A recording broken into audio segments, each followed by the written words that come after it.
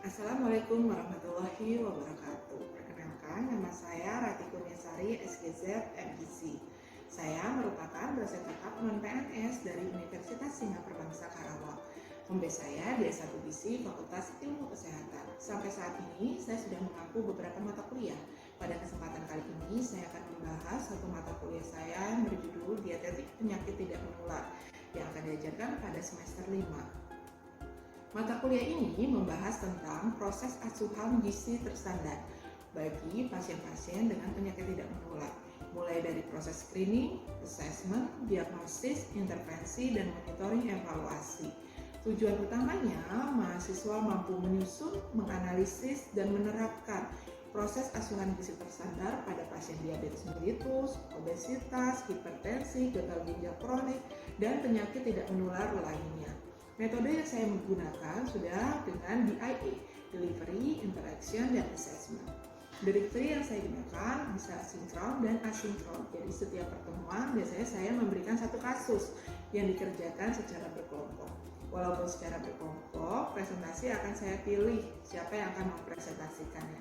Harapannya setiap anggota kelompok dapat memahami dan tahu apa yang mereka kerjakan, tidak mengandalkan anggota kelompok yang lain.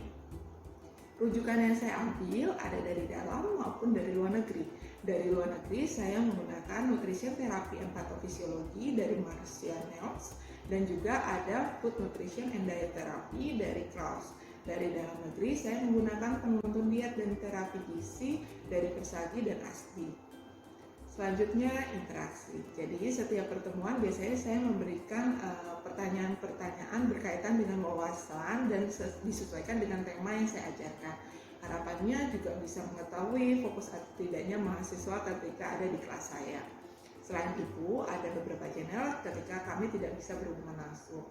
Ada WhatsApp group maupun WhatsApp pribadi, juga ada menggunakan Google Classroom, ada menggunakan e-kampus. Jadi mereka bisa komen disesuaikan dengan tema yang saya berikan. Nanti saya akan membalasnya dari kampus tersebut. Selanjutnya assessment. Pada pertemuan pertama tidak hanya RPS yang saya jelaskan, tapi juga ada kontrak perkuliahan. Di dalam kontrak perkuliahan di sana ada sistem penilaian. Jadi saya membagi penilaian saya menjadi 4 hal. Pertama, 50% itu adalah praktikum. Karena mata kuliah ini terdiri 2 SKS teori dan 1 SKS praktikum, 50%-nya adalah penilaian dari praktikum.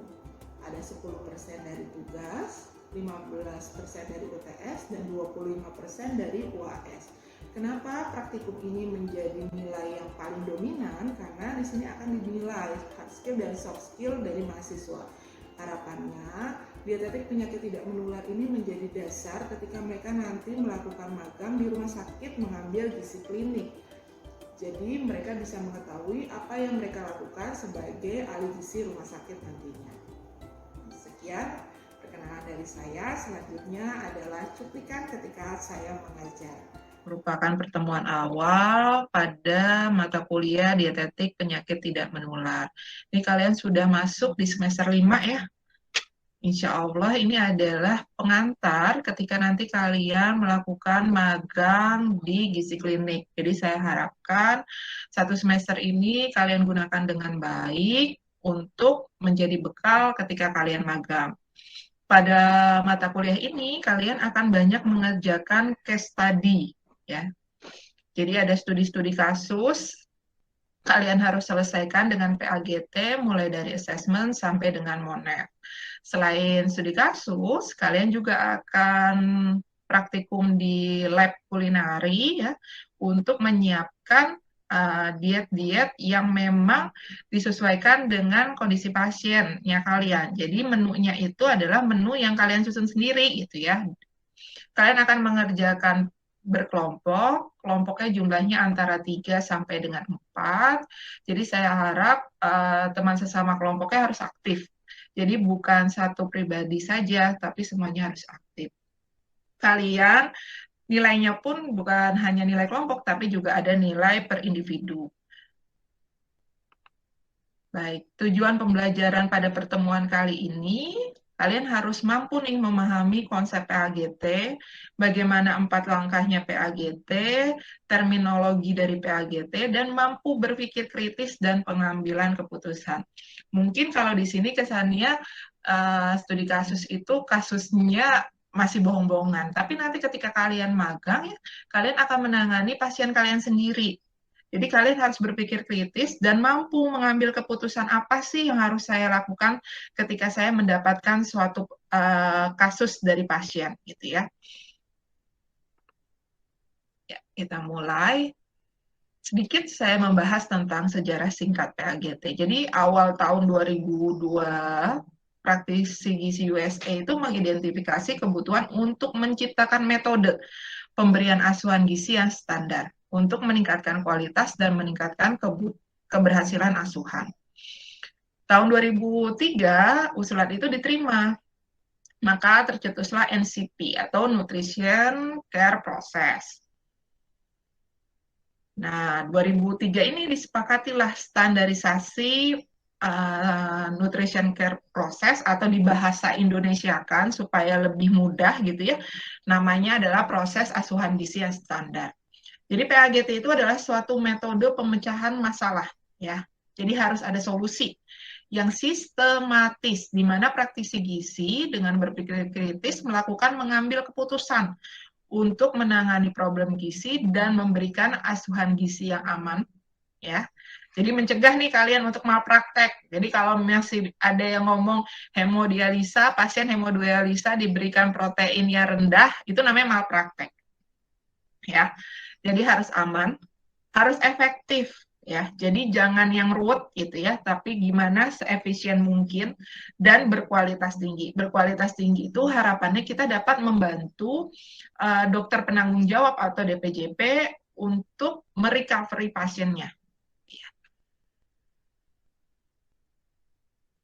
Nah, ini ya pengertian PAGT. Jadi PAGT itu metode pemecahan masalah gizi yang sistematis, berpikir kritis, membuat keputusan, memberikan struktur dan kerangka kerja yang konsisten bagi profesi gizi ketika memberikan pelayanan gizi. Didesain untuk digunakan bagi semua kelompok usia, baik dalam kondisi sehat dan sakit, pada berbagai jenis klien seperti grup, populasi, masyarakat, keluarga, pengasuh, pasien, atau individu. Jadi PAGT ini yang dilakukan di Indonesia dan di luar negeri itu sama. Jadi kalau kalian nanti gitu ya bercita-cita menjadi seorang nutrisionis di luar negeri, yang akan dilakukannya pun sama. Cuma dengan bahasa internasional tentu saja, yaitu Nutrition Care Process gitu ya. Kalau yang di sini disebutnya PAGT.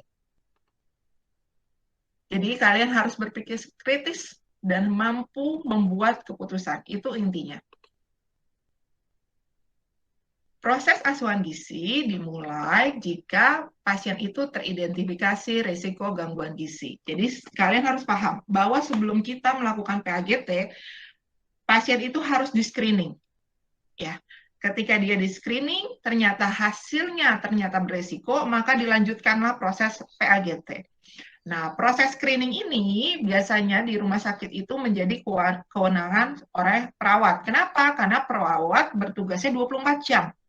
Kita tahu gitu ya, pasien baru di rumah sakit itu datangnya itu tidak hanya di jam kerja, bisa aja di malam hari gitu ya. Nah, makanya perawat ini salah satu tugasnya adalah melakukan screening.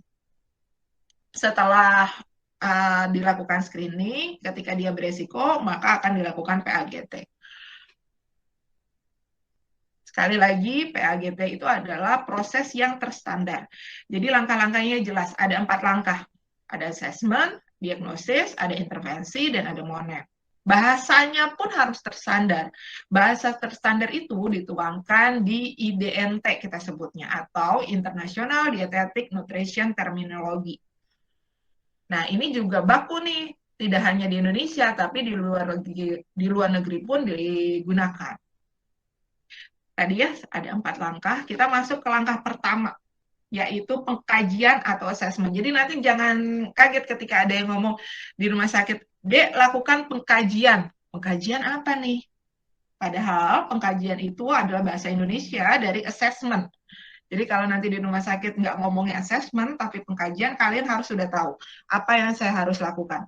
Coba saya ingin tahu, ketika proses pengkajian, apa saja yang harus dilakukan? Ada salah satu yang ngomong? ABCD bukan, Bu? Ya, apa aja ABCD? Antropometri, biokimia, Antropometri, biokimia, geoteknologi, sama geohistory. klinik. Ya. Jadi kalau supaya memudahkan gitu ya kita menghafalnya, apa sih yang harus kita lakukan pada proses assessment ketika kita punya pasien baru, ternyata yang di screening oleh perawat berisiko gitu ya, berisiko malnutrisi. Kita harus melakukan pertama adalah assessment. Di dalam assessment itu kita harus mengkaji banget tentang antropometrinya, biokimianya, tentang fisik atau klinisnya, dan juga dietary history-nya dia. Ini ya, mengumpulkan ya, memverifikasi dan interpretasi data. Mengumpulkan ini apa? Jadi kan biasanya pasien itu udah ada nih nilai laboratoriumnya, udah ada nih catatan-catatan medis dari dokternya. Itu kalian harus mengumpulkan data-data, terutama yang berkaitan dengan diet apa yang akan diberikan kepada pasien tersebut. Ya. Lalu diverifikasi ketika ada data-data yang perlu diverifikasi, kalian verifikasi langsung kepada pasiennya. Nah, setelah itu kalian menginterpretasi. Setelah data-data itu terkumpul, fondasinya aja udah nggak benar, nanti ke depannya udah nggak benar pasti. Ya, jadi ini data-data ini harus terkumpul dengan baik. Jadi salah satu teknik nanti konseling atau konsultasi gizi, pengkajian gizi ini adalah yang utama. Akan lebih lama biasanya, supaya kita tahu permasalahan apa sih yang dihadapi oleh pasiennya kita.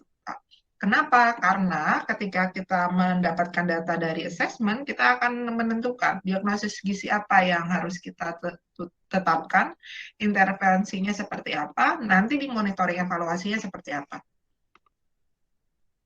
Ya, assessment. Jadi menentukan apa nanti diagnosis gizinya, mengidentifikasi kebutuhan akan informasi tambahan, menentukan apakah pasien membutuhkan asuhan gizi saat ini. Nanti jika pada saat kalian melakukan monef ya, ketika kalian monef ternyata tujuan kalian tidak tercapai, kalian harus melakukan assessment ulang. Jangan-jangan pada proses assessment ada yang terlewat nih, sehingga intervensinya tidak tercapai tujuannya. Ya, ini masuk ke diagnosis gizi. Ini contohnya ya. Jadi diagnosis gizi itu membahas problem, permasalahan. Jadi menggambarkan perubahan atau isu atau berhubungan dengan gizi klien. Ya. Jadi di dalamnya itu ada macam-macam berkaitan penyebabnya ada macam-macam, ada keyakinan, ada perilaku, ada akses ini misalnya dia jauh nih dari pasar sehingga ke pasarnya atau nggak beli bahan makanannya 1 minggu sekali gitu ya, itu juga harus digali supaya kalian nanti ketika intervensi kalian memberikan edukasi makanan bisa yang milih yang lebih awet urutannya. Terapinya, sosial personal, terapi di sini misalnya pasien ini udah punya penyakit bawaan sebelumnya, jadi sudah ada obat-obatan yang dikonsumsi yang berhubungan dengan diet. Ada psikologi, ada fisiologi metabolik, ada fungsi fisik, ada pengetahuan dan kultur. Fungsi fisik ini misalnya gini, kemampuan mengunyah, itu adalah fungsi fisik.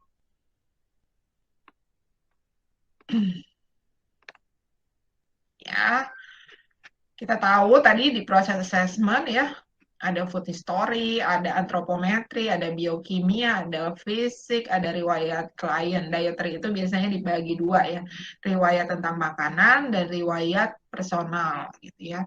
Kalau riwayat makanan ini kita lihatnya dari recall atau bisa juga pakai food frequency.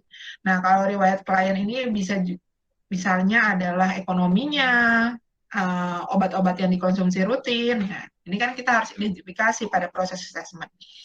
Setelah ini terlewati di proses assessment, kita mengidentifikasi tentang diagnosisnya. Diagnosisnya harus meliputi PES, kita sebutnya ya.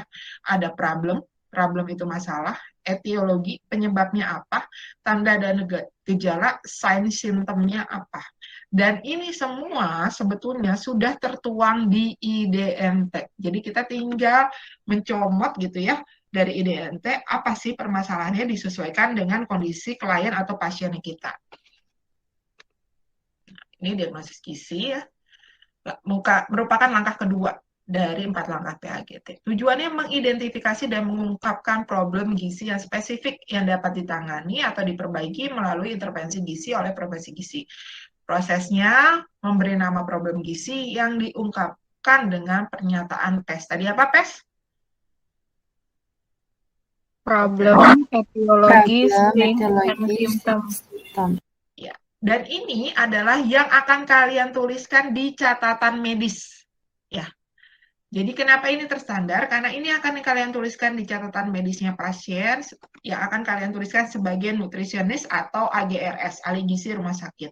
Jadi ini akan dibaca oleh rekan sejawat gitu ya, baik itu dokter, baik itu perawat. Jadi kita lebih komprehensif lagi penanganannya. Ya, ini harus ada problem itu menjawab apa masalahnya. Jadi menjawab what. Etiologi menjawab why. Mengapa bisa terjadi permasalahan itu? Science system, bagaimana kita tahu permasalahan itu? Ya, ini contohnya. Kita masuk ke contoh. Jadi ada 3. Sedangkan di diagnosis itu ada 3 domain. Ada intake, klinis, perilaku, atau lingkungan. Makanya nanti ada namanya NI ya, nutritional intake, ada NC, nutritional klinis, ada NB, nutritional behavior. Jadi kalau di intake, kita ngebahas masalah gizi terkait asupan energi, zat gizi, cairan, bioaktif melalui oral maupun enteral dan parenteral. Udah pada paham belum bedanya enteral dan parenteral? Ayo. Kalau enteral apa? Enteral ke perut, Bu. Apa maksudnya ke perut?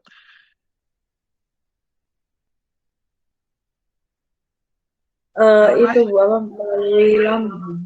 Termasuknya lambung juga, Bu. Coba ada yang lain? Kalau enteral itu melalui oral, Bu. Kalau parenteral itu melalui selang gitu, Bu. Ada yang lain yang mau mengungkapkan pendapatnya? Kalau enteral itu ke saluran pencernaan, kalau ke parenteral itu kayak lebih saluran darah, Ibu. Ya. Jadi kalau melalui oral berarti melalui mulut. Jadi dia melakukan perubahan mekanik makanannya. Dari yang tadi berbentuk nasi, kita kunyah-kunyah jadi berbentuk lebih kayak bubur. Kalau enteral, kita membypass mulut. Ya. Jadi, tapi dia masih melalui saluran pencernaan. Biasanya menggunakan NGT kalau kalian tahu. Nose gastric tube. Ya. Jadi ada selang yang dihubungkan dari hidung langsung menuju lambung. Jadi tidak ada perubahan mekanis. Jadi makanannya bentuk apa nih ketika kita ngebahas enteral? Cairan. Cair, Bu. Iya, bentuknya cair. Ya, jadi langsung bisa menyerupai kimus nanti pada masuk ke lambung, gitu ya. Jadi tidak melakukan proses mekanik di mulut. Nah, sedangkan parenteral, kita nggak melalui sistem pencernaan langsung, tapi kita melalui pembuluh darah. Nah, makanya ketika parenteral itu biasanya diberikannya kayak infus bentukannya. Kenapa? Karena zat-zat makanannya langsung menuju vena porta hepar. Ya, jadi nggak melalui sistem pencernaan, gitu ya. Nah, makanya ketika kita membuat makanan enteral, setelah kita blender, itu harus disaring lagi, supaya tidak menghambat selang. Nah, kalau parenteral, biasanya kita beli jadi ya, itu udah siap cerna. Jadi bukan lagi bentuknya disakarida, polisakarida, enggak. Tapi sudah dalam bentuk monosakarida. Kenapa? Karena monosakarida ini yang akan diserap. Jadi dalam bentuk glukosa, gitu ya, bukan lagi dalam bentuk yang disakarida. Begitupun protein yang terkandung di dalamnya, jadi udah bentuk asam amino. gitu ya, untuk makanan yang parenteral. Kenapa? Karena dia tidak melalui pemecahan di sistem pencernaan. Di domain klinis, kita membahas berkaitan dengan kondisi fisik atau medisnya. Kita ngebahas laboratoriumnya, kita ngebahas kemampuan fisiknya dia untuk mengunyah dan lain sebagainya, itu di domain klinis. Kalau di perilaku ini kita berkaitan dengan kemampuan dia untuk mengubah dirinya, pengetahuan dia tentang gizi dan lain sebagainya. Ini ya, jadi diagnosis gizi dirangkum dalam kalimat terstruktur. Ingat ya, kalimatnya terstruktur. Melibatkan PES. Jadi problemnya apa? Berkaitan dengan ya, tanda sambungnya berkaitan dengan, tulis nih etiologinya, ditandai dengan, baru ditulis sign symptomnya. Nah, ini contoh gambarannya. Sebentar, next.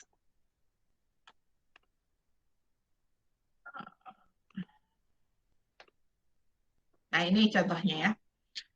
Diagnosis gizinya, biasanya kita langsung melihat diagnosis medis di catatan medis nih ya, di Sleepidemia.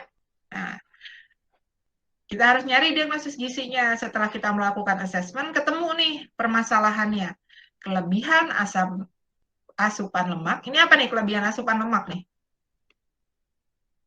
Problem, etiologi, atau simptom? Sign symptom.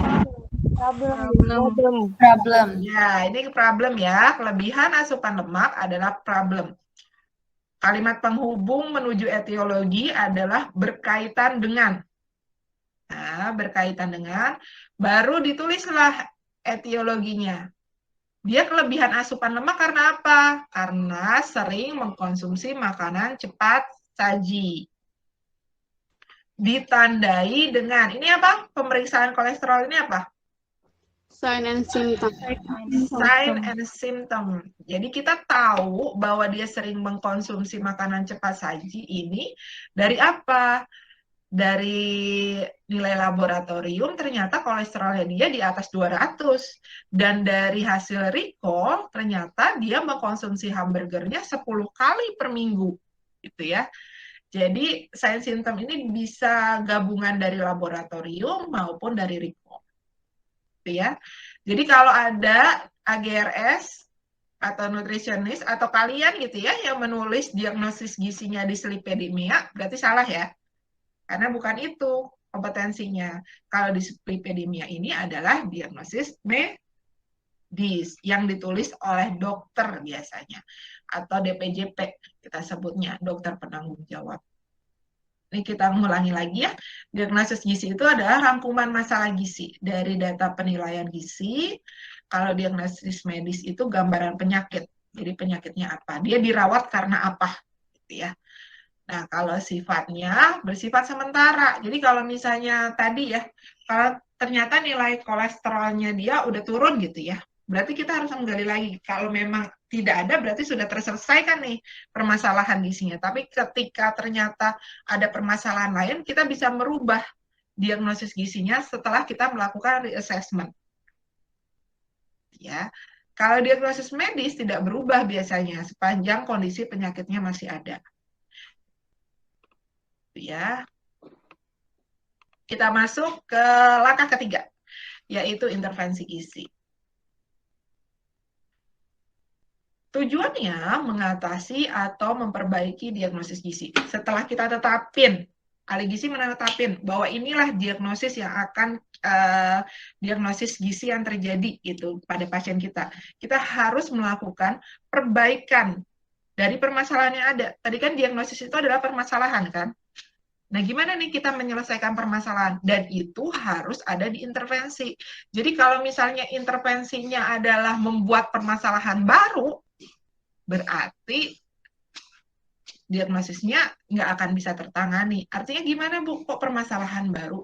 Di intervensi ini ada preskripsi diet atau menu yang kita suggest atau menu yang kita tawarkan, yang menu yang kita edukasi kepada pasiennya. Kalau menu yang ditawarkannya aja, mohon maaf nih ya, melihat dari pengalaman ya, nggak enak, nggak akan dikonsumsi tuh sama pasiennya kalian. Itu nambah permasalahan baru nggak kepada pasien kalian? Ya, jadi ketika kalian melakukan intervensi, jangan hanya bagus di atas kertas, Dek. Ngerti nggak? Bagus di atas kertas tuh maksudnya gimana, Bu? Terpenuhi nih dari menu yang kita tawarkan, terpenuhi. Misalnya kita ngitung kebutuhannya dia 2000 kalori gitu ya. Ternyata kita ngitung di Nutri-Survey gitu ya, dapat 2000 kalori. Berarti bagus dong, sudah terpenuhi. Padahal menu yang kalian tawarkan itu dari segi rasa tidak enak, dari segi komposisinya juga kurang sesuai dengan harapannya pasien. Artinya gini, oatlah dibikin kayak jus tapi rasanya air putih, tuh ya.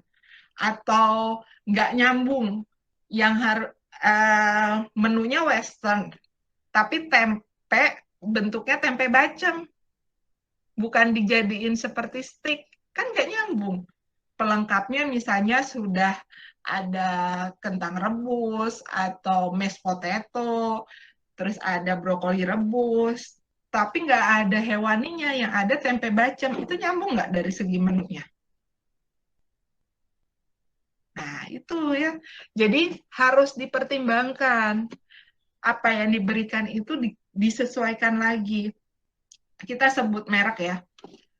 Bagaimana Yellowfit ya? Tahu ya Yellowfit? Nah, Yellowfit Kitchen gitu ya. Menjual dan laku gitu ya. Karena bukan cuma masalah gizinya yang difokuskan, tapi menunya pun dibuat seenak mungkin sehingga si klien ini mau makan, sehingga dietnya itu berhasil. Saya dipahami. Kenapa ini penting? Karena output dari intervensi gizinya kita nggak akan jauh-jauh dari makanan, Dek. Karena kita membantunya dari situ, ya. Kecuali kalau pasien kalian bentuknya enteral, harus makannya secara enteral. Dia nggak akan ngerasa, orang dia kan nggak melalui mulut, melalui selang. Kalian bisa nambahin apa aja tuh pada proses enteral. Tapi kan kalau ini melalui oral, ada lidah yang berfungsi untuk merasakan gitu. Bisa terbayangi ya? Berikut tadi adalah cuplikan saya mengajar. Mudah-mudahan dapat menggambarkan bagaimana proses pengajaran yang saya lakukan selama ini. Kurang lebihnya saya mohon maaf. Terima kasih. Assalamualaikum warahmatullahi wabarakatuh.